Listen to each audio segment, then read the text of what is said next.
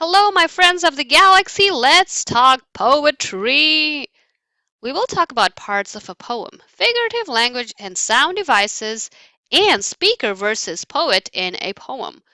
These are what you see in a poem. Instead of sentences, poems have lines, and they are grouped in stanzas. When the author wants to focus on a word, the author uses line break. This is what you see in a poem.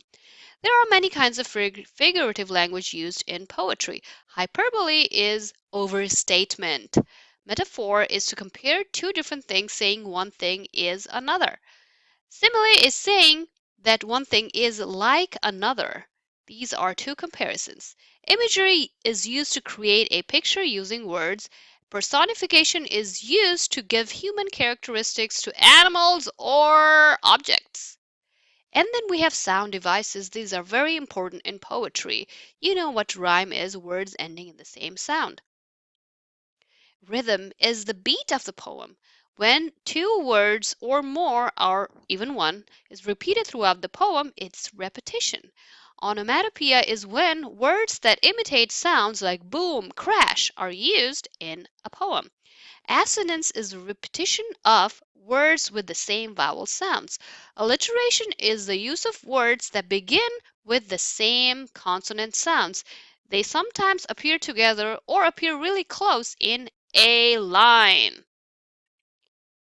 All right, here, hello, Shakespeare. What's shaking? Oh, what are we going to learn about? Oh, it says right there, speaker versus poet. So the poet, like Shakespeare, is the person who writes the poem. The speaker is the voice that talks to the reader. It's like the narrator in fiction. It's not necessarily the poet. Shakespeare may write about all kinds of people. That does not mean that he is the speaker. He's just the poet. Speaker's experiences do not necessarily happen to the poet. The poet can imagine things.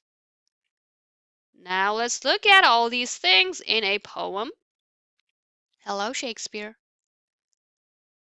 So you see, mistake, bake, and cake rhyme. Also, these rhymes appear within a line. It is called an internal rhyme. You see all these different rhymes in this poem.